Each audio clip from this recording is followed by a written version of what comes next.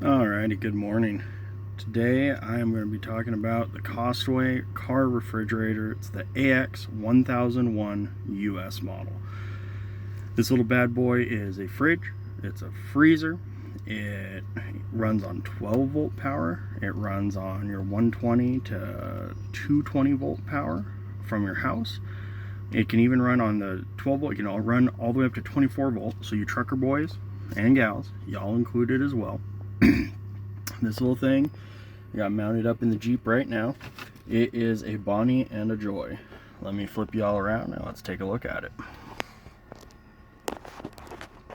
So, got our control panel here, easy controls, got a power button, got settings, up and down, and it's also our child lock. You can see right there the little lock icon, that means the child lock's on. That turns on its own after I think 10 seconds or whatever. You press and hold the two buttons, it turns off.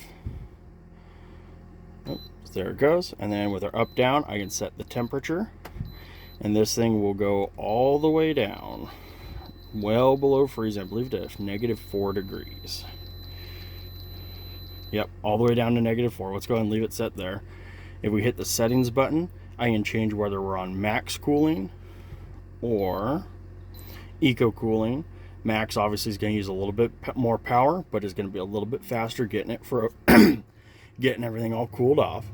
If we press and hold the button, we get the Fahrenheit flashing, and we can use that to change between Celsius and Fahrenheit. We're going to go ahead and leave that in F for freedom.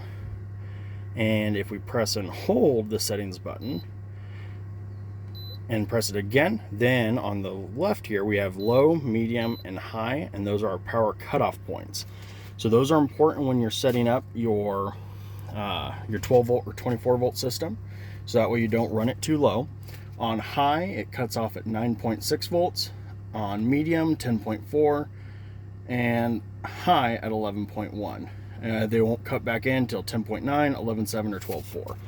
That is to just help make sure you don't run your vehicle battery down all the way. Right now, I don't actually have the vehicle running. It's running strictly on the car battery, and I do have a solar panel hooked up to help mitigate it. This bad boy draws about 5 amps, give or take. It's rated 50 watt max. Here's what all it comes with. They even give you a little screwdriver, which is super helpful because that allows you to install these handles. On this side, this handle is for dragging it around with, and then you got your regular carry handle, and you got wheels down on the other end, so you can drag it around like a true ice chest. It works just like a regular ice chest. We even have in here, we have a little drain, so if you accidentally spilt something or you put some ice in there and it made a mess, you could drain it right out, not a big deal.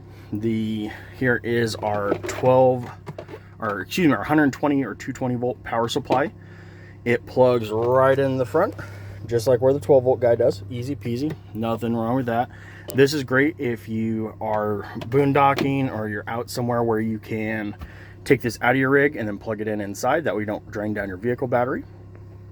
The lid does only open from one side. That is maybe my one complaint about it, and it's quiet.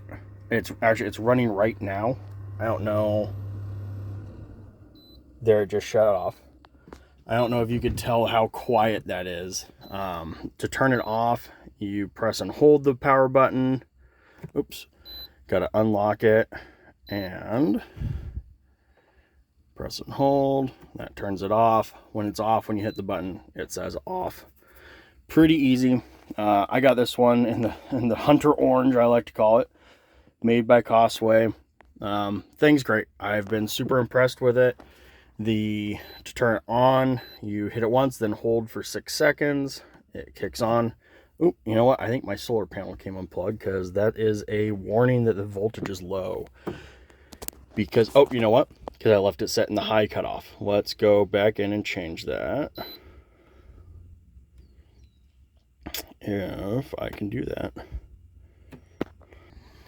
All right, there we go. Now that's back on the low cutoff where it should be for this particular vehicle.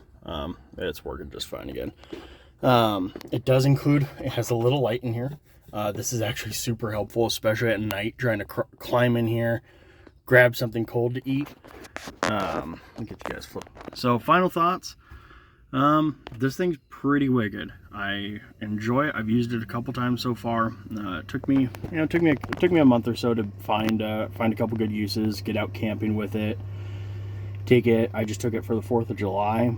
I had it all loaded up with wine and with some fruits and some vegetables, and was able to make a really delicious poolside punch. It's a great cooler. It runs on R134A refrigerant, so it's not like some of the cheap coolers that you see out there that are I believe they call them like conductive coolers, where they don't actually use refrigeration. It just cools with electricity, which is not very efficient and is not going to get you those sub-freezing temperatures. That's an easy way to tell if you're looking at the specs and it can't go to frozen. If it can't go to -4 degrees, that's probably not one you're going to be wanting, unless of course you really don't mind just cool food and not cold food. I plan on using this thing and having it full of ice cream for those hot summer days like it is right now. I think we're going to be pushing well into 90 degrees today.